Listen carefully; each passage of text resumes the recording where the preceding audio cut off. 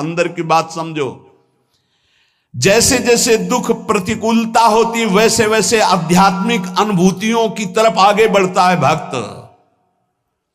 दूसरे लोग देखते हैं कि उसे बड़ा संकट है, विपत्ति है, दुख है, लेकिन उसकी अनुभूतियों को नहीं, वो भगवान प्रदत्त है। वास्तव में प्रतिकूलता वही है जो भगवान से विमुख कर दे। वो प्रतिकूलता, वो दुख, विपत्ति नहीं जो भगवान के अनुभव में डुबो दे। सांसारिक राग आसक्ति से पतन होता है, इसलिए भगवान अपने भक्त की प्रतिकूलता, विपत्ति, दुख आदि पर ध्यान नहीं देते, उसके भाव को दृढ़ करते हैं, अध्यात्म की ऊंचाई बढ़ाते हैं।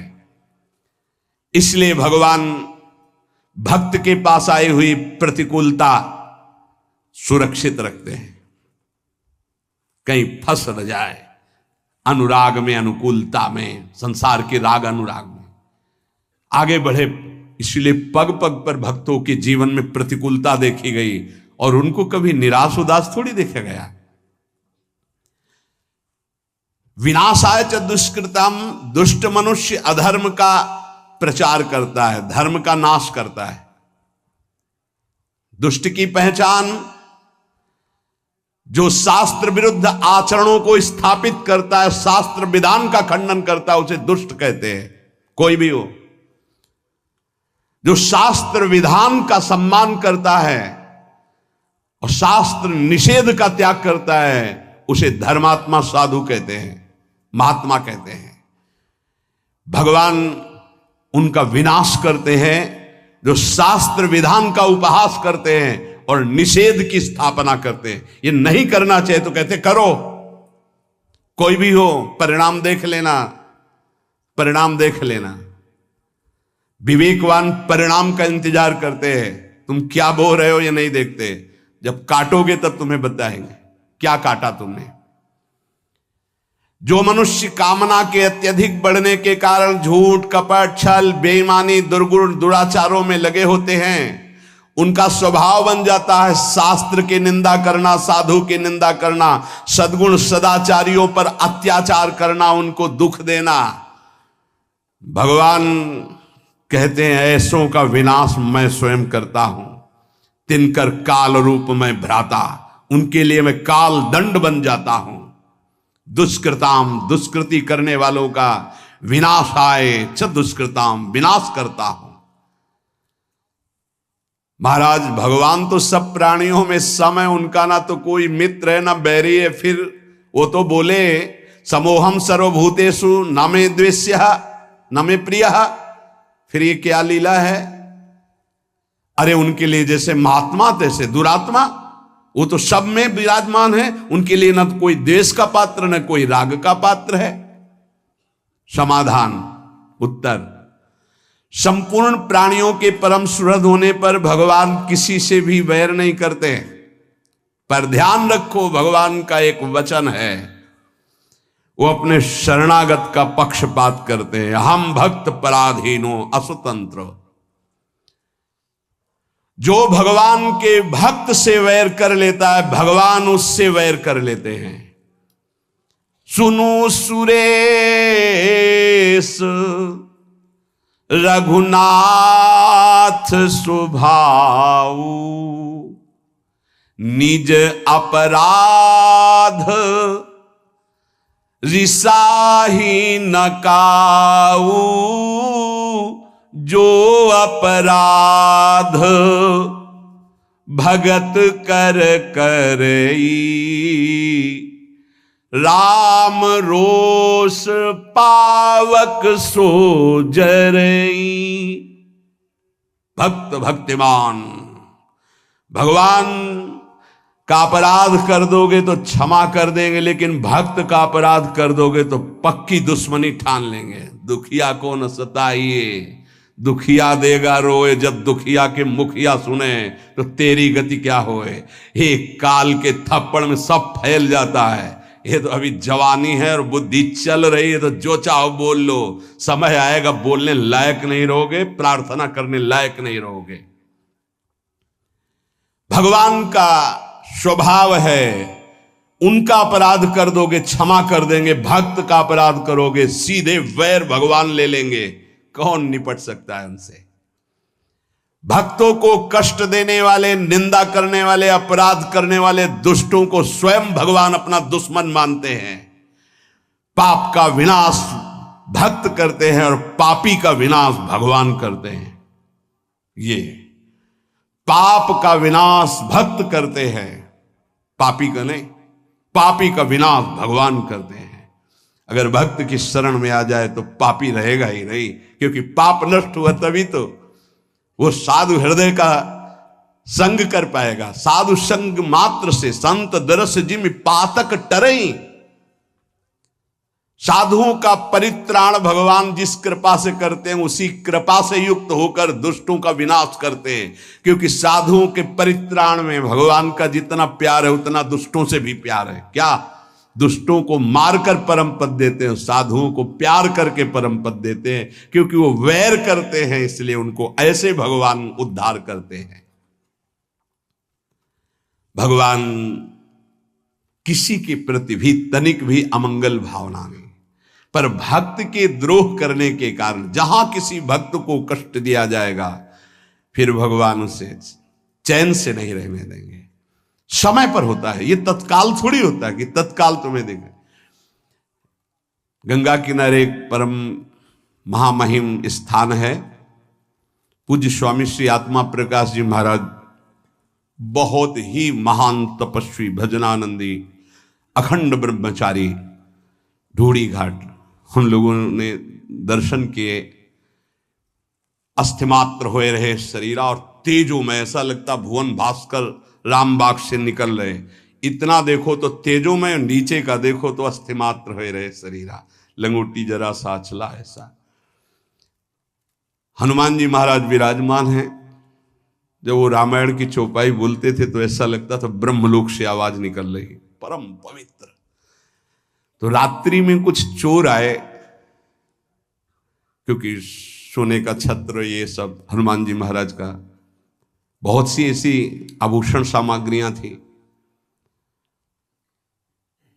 स्वामी जी को पीटा डंडों से, तो अस्थि मात्र हो रहे शरीर। बड़े बड़े कानपुर के अधिकारी जन प्राण समर्पित करने वाले थे, बहुत उनका प्रभाव था। जैसे उस उनका व्यवहार गांव की भाषा थी, उरे कलेक्टर, ऐसी बात, उरे कलेक्टर, रोड बन जाएगा, करे ये वाला बन जाएगा, हाँ सरकार बन, ये बनवा दे, ऐसे गांव की बात, बिल्कुल सरल स्वभाव, न मन को टिलाई, परमहंस। सुबह जे ही पता चला स्वामी जी को, मैं पूरा का पूरा अलग अलग बड़े बड़े सब ऑफिसर लोग, स्वामी जी बस आप इशारा भर कर दो। स्वामी जी जानते थे, त्रिका लग गए थे, उनका नहीं, किसी ने नहीं मारा है, ये देखो आपको इतनी चोट लगी। बोले हमारे कर्म का फल हनुमान जी ने दिया, कोई कर्म। बोले स्वामी जी ये सब बातें बाद में हम सुनेंगे, आप थोड़ा। बोले हम जानते ही नहीं। तो जानते हो, कुछ महीने बाद उन लोगों की जो दुर्दशा हुई कि चिल्ला चिल्ला के कह रहे थे कि हमने स्वामी जी को मारा, हमने ये सामग्री लूटी, हमने अमुक जगह बेचा, स्वामी जी से कह दो मुझे क्षमा कह दें। चिल्ला चिल्ला के वो विध्वंस लीला हनुमान जी ने शुरू की, चिल्ला चिल्ला के अपने आप बोलने लगे। अगर साधु मौन हो जाए तो भगवान के हृदय में आग पैदा हो जाएगी, और वो उसको ये कृपा मनाओ कि साधु सभा में गाली दे दे, दंड दे दे तो बच जाओगे। नहीं, मालिक अगर स्वयं में दुश्मनी ले ले तो निर्वाह करना मुश्किल हो जाएगा। भगवान का बहुत करुणामय स्वभाव है, पर जब उनके लाडले भक्त को कोई सताता है तो फिर राम रोष पावक सो जरई। धर्म संस्थापनार्थाय संभवामि युगे युगे। भगवान धर्म की स्थापना, भगवान धर्म को साक्षात धर्म स्वरूप है। इसीलिए अगर चैन से रहना है, शांति प्राप्त करना है, मंगल मोद सुख प्राप्त करना, धर्म का मार्ग खोजो।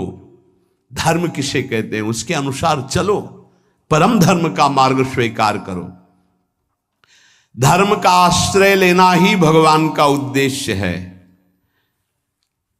संस्थापना करने के लिए भगवान आचार्य गुरुदेव के रूप में प्रकाशित करते हैं। जब उसकी हानि होती है तब पुनः प्रकट होते हैं, विनाश लीला करते, फिर धर्म स्थापना करते हैं।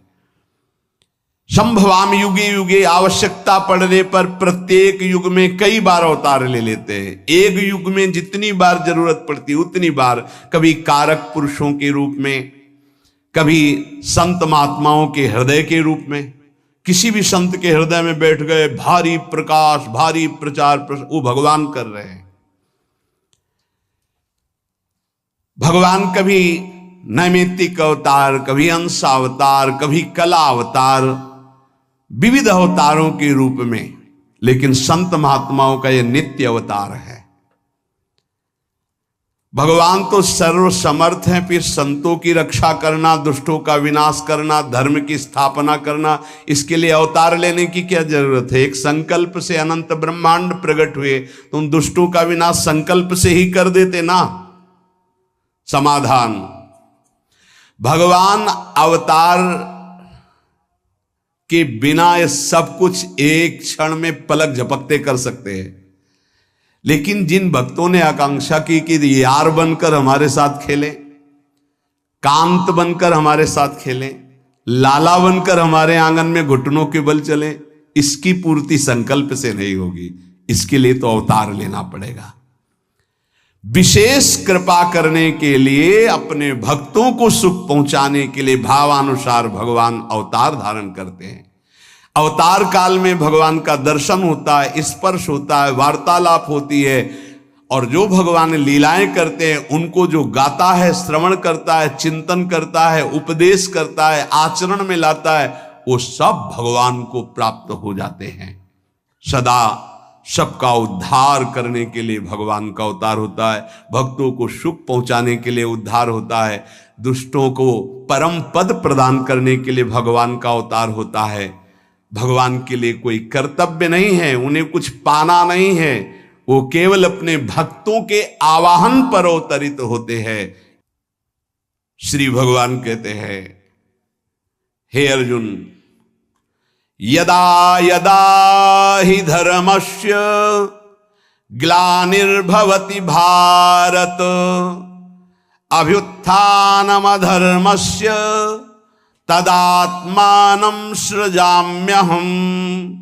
हे भरतवंशी अर्जुन, जब जब धर्म की हानि और अधर्म की वृद्धि होती है, तब तब मैं अपने आप को साकार रूप में प्रकाशित करता हूं। वैसे मैं सर्वत्र व्याप्त हूं। यदा यदा हि धर्मस्य, धर्म की हानि और अधर्म की वृद्धि जब होती है तो भगवान को बेचैनी होने लगती है। भगवत प्रेमी, धर्मात्मा, सदाचारी, निरपराध, निर्बल, इन पर जब नास्तिक, पापी, दुराचारी, बलवान मनुष्य अत्याचार करते हैं, सद्गुण सदाचारों की एकदम धज्जियां उड़ जाती हैं, दुर्गुण दुराचार अत्यधिक सफल दिखाई देते हैं, वृद्धि को प्राप्त होते हैं, तब तब भगवान जब देखते हैं किसी संत, महात्मा, योगी, मुनि से अब कुछ नहीं संभलेगा, तब आप पधारते हैं। जब जब आवश्यकता पड़ती तब तब भगवान अवतार लेते हैं। एक युग में जितनी बार आवश्यकता और अवसर प्राप्त होता उतनी बार अवतार लेते हैं। जैसे समुद्र मंथन में भगवान ने कई अवतार धारण किए, उसी समय अजित रूप से देवताओं के साथ मिलकर समुद्र मंथन कर रहे हैं, कक्षप रूप से मंदराचल को नीचे धारण किए हुए, शास्त्राबाहु हजारों भुजाएं से ऊपर पकड़े हुए हैं, अमृत लेकर के धन्वंतरी रूप में प्रकट होते हैं। दैत्य लोग अमृत ले जाते हैं तो मोहिनी रूप धारण करके अमृत देवताओं को पिलाते हैं। एक ही लीला में कई अवतार धारण कर लिए। अधर्म की वृद्धि और धर्म का ह्रास होने का मुख्य कारण है नाशवान पदार्थों की ओर आकर्षण। जैसे केवल माता पुत्र पैदा नहीं कर सकती, पिता का संयोग अत्यंत आवश्यक है, ऐसे ही ये प्रकृति स्वयं रचना नहीं कर सकती, इसमें पिता परमात्मा की आवश्यकता, उसी के संयोग से ये संपूर्ण ब्रह्मांडों की रचना हुई है। प्रकृति और परमात्मा यही असली माता पिता हैं सबकी सृष्टि के। ये जो शरीर देख रहे हैं, जितनी रचना देख रहे हैं, ये दो से बना हुआ है, परमात्म तत्व और प्रकृति के द्वारा। हर जगह आपको दो मिलेंगे, कोई ऐसा कण नहीं जहां दोनों हो। सब जगह परमात्म तत्व व्याप्त है, कोई जगह ऐसे, मुर्दे में भी व्याप्त है। मुर्दे में वेन के शरीर को मथा तो भगवान निकल आए, पृथु भगवान का अवतार हो गया। खंबे से भगवान नरसिंह रूप में निकल आए। धन्ना जाट को भांग का सिलवट्टा दिया था, उससे भगवान प्रकट हो गए। कुत्ते से नामदेव, भूत से भगवान, कोई ऐसी जगह नहीं जो भगवान ना हो। और प्रकृति, ये जितना हमारे नेत्रों से दिखाई दे रहा, मन से सोचा जा रहा, सब प्रकृति के अंतर्गत है। गो गोचर जहां लगु मन जाई, सो सब माया जानो भाई, दो से ही बना हुआ है। बिना परमात्म तत्व के प्रकृति कुछ नहीं कर सकती। जैसे हाइलोजन है, बिजली से ही चमकेगा, इसमें चाहिए बिजली, पावर चाहिए, बिजली गई अंधेरा छा जाएगा। ऐसे प्रकृति एक यंत्र है, करण है, पर इसका कारण परमात्मा है। जितना जड़ चैतन्य सुंदर दिखाई दे रहा है, इसकी सुंदरता में श्री कृष्ण ही विराजमान है। परमात्मा और प्रकृति दोनों से ये बना हुआ है। वो अविनाशी निर्लेप और ये विनाशी परिवर्तनशील। प्रकृति का जितनी रचना है वो क्षण क्षण नाश को प्राप्त होता रहता है, बदलता रहता है। वो एक रूप कभी नहीं रह सकता प्रकृति का। और परमात्मा कभी परिवर्तनशील नहीं होता, सदैव एक रूप रहता है। ऐसे ही भगवान का अंश जो, वो एक रूप अविनाशी चैतन्य घन। और ये शरीर सब परिवर्तनशील, ये पहले नहीं था, बाद में नहीं रहेगा, अब भी नहीं है, ये बदल रहा है एक एक क्षण। किंचन मात्र भी अपने स्वरूप में परिवर्तन नहीं, वो परमात्मा। जिसका परिवर्तन वो प्रकृति, किंचन मात्र एक रस नहीं रह सकती, परिवर्तन ही परिवर्तन। जब कोई अनित्य उत्पत्ति विनाशशील प्राकृत पदार्थों से सुख भोग की इच्छा करता है तो उससे पाप बनने लगते हैं, पतन होता है। और ऐसे जिनका हृदय पतन हो जाता है, वो भगवान और भगवान के वाक्यों को स्वीकार नहीं करते, पापात्मा पुरुष। जो पे दुष्ट हृदय सोई होई, मोरे सन्मुख आव कि सोई, पापवंत कर सहज स्वभाव, भजन मूर्ति भाव न काऊ।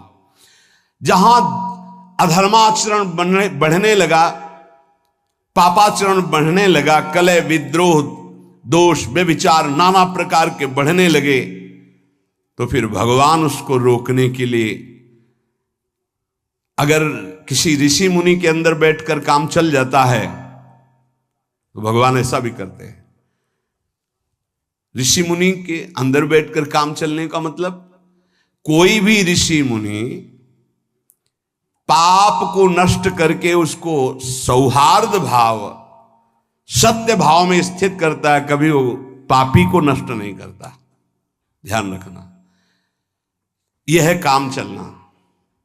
अगर परिवर्तन हुआ तो हुआ, और नहीं हुआ तो अब वहां भगवान परिवर्तन करने के लिए नहीं आते। फिर परित्राणाय साधूनाम विनाशाय च दुष्कृताम, साधु दुष्कृति का विनाश करके उसके अंदर साधुता भरता है। जब तक भगवान की महिमा कृपा अंदर रही तो वो ऐसा विस्तार करता है। जब भगवान देखते हैं अब यहां भी काम नहीं चलेगा, न मंत्र से न उपदेश से अब काम नहीं चलता हमारे साधु महात्माओं का, इनकी तपस्या बड़ी है, इनका रुद्र रूप बड़ा है, तो फिर भगवान स्वयं अवतरित होते हैं उनको साधुता देने के लिए नहीं, विनाशाय च दुष्कृताम, दुष्कृत करने वालों का विनाश करने के लिए प्रकट होते हैं। सतयुग, त्रेता युग, द्वापर युग, कलयुग, इन चारों युगों में देखा जाए तो धर्म का क्रमशः ह्रास होता चला जाता है। जब धर्म का संपूर्ण ह्रास होने लगता है किसी भी युग, भगवान अवतरित हो जाते हैं। तदात्मानम सृजाम्यहम, जब जब धर्म हानि और अधर्म वृद्धि को प्राप्त होता है तो भगवान अवतार धारण करते हैं। कई अवतारों के स्वरूप हैं कारक महापुरुषों के रूपों में, जीवन मुक्त महापुरुषों को भेज देते, जाओ संभालो, जैसे एक समय बड़े बड़े महापुरुष एक साथ प्रकट हुए, अलग अलग प्रांतों में प्रकट हुए, संभाल रहे हैं हर जगह अपने अपनी सीमा में भक्ति का प्रकाश करके अधर्मियों की वृत्तियों का परिवर्तन कर रहे हैं। जब ऐसा भी होता है कि कारक पुरुषों से काम नहीं चलेगा, तो भगवान फिर स्वयं अवतरित होते हैं। कभी कभी ऐसा भी होता है किसी संत महापुरुष के हृदय में प्रकाशित होकर के धर्म की स्थापना, अधर्म वृत्तियों का नाश करते हैं, व्यक्तियों का नहीं, अधर्म वृत्तियों का। कभी कारक पुरुषों के रूप में जब किसी से कार्य नहीं चलता, जैसे कंस का उपद्रव, जरासन, भौमासुर, जब कृष्णावतार, कितने बड़े बड़े संबरासुर, बड़े बड़े, ये किसी मंत्र, औषधि, योग बल, तपस्या के द्वारा काबू में नहीं किए जा सकते थे। शिशुपाल, दंतवक, बड़े बड़े कृष्णावतार में, रामावतार में भी। तब सब ऋषि मुनि देवता, भगवान ब्रह्मा पृथ्वी गौ का रूप धारण करके प्रभु को पुकारते हैं कि अब मेरे बस की बात नहीं रह गई। तब भगवान तदात्मानम सृजाम्य हम, प्राणी मात्र का परम मंगल करने के लिए, धर्म की स्थापना के लिए भगवान अपने को प्रकाशित करते हैं सर्वत्र भय प्रकट कृपाला दीन दया, वो प्रकट हो गए। परित्राणाय साधूनाम विनाशाय च दुष्कृताम धर्म संस्थापनार्थाय संभवामि युगे युगे। साधुओं की रक्षा, भक्तों की रक्षा करने के लिए, पाप कर्म करने वालों का, अधर्म आचरण करने वालों का विनाश करने के लिए और धर्म की भली भांति स्थापना करने के लिए मैं युग युग में प्रकट हुआ करता हूं। अर्जुन जी से कहते हैं परित्राणाय साधु नाम।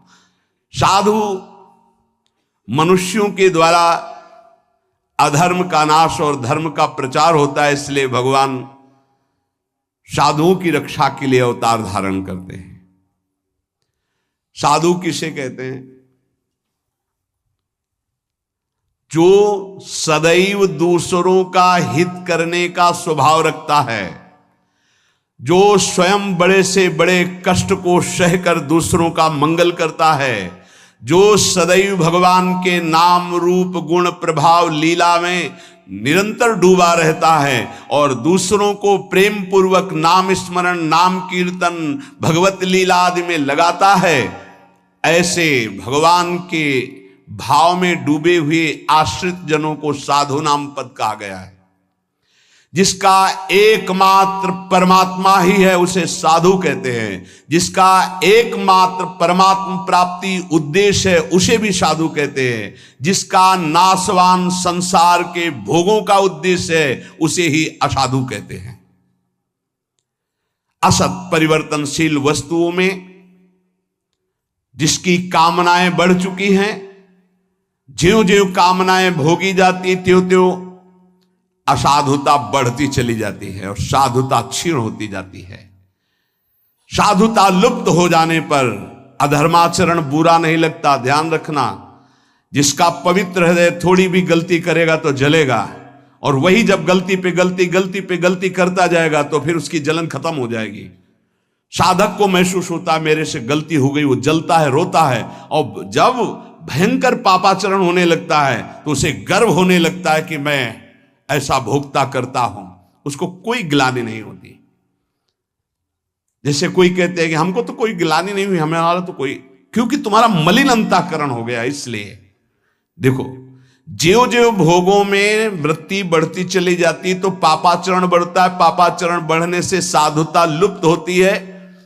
असाधुता का मूल वो मूढ़ता, वो कामना बढ़ती चली जाती, हृदय मलिन हो जाता, उसको ग्लानि भी नहीं होती, पश्चाताप भी नहीं होता।